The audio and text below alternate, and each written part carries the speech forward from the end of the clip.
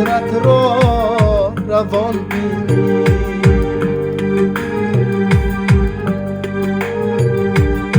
اگر تو سیم و زر داری با پخت آب چکانندن،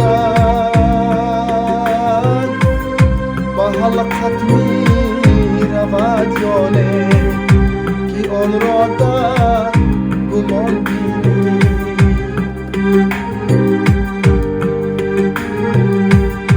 اگر تو سیم و زر داری با پخت آب چکانندن،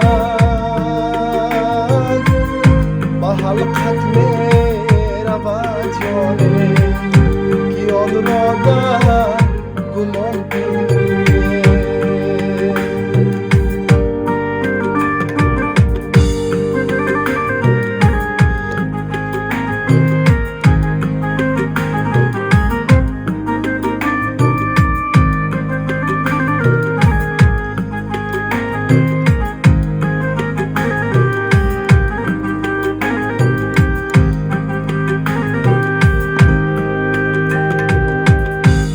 ایوانی لحد خفته با حالی خش بگیری، کفن پیچیده در گردن چو مارو کش دومان بینی.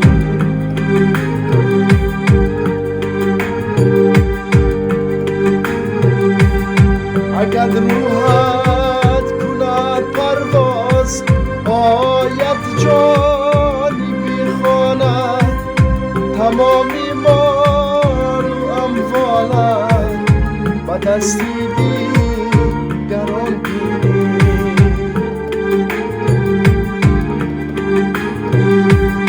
تمامی مال و اموالت با دستی دیگران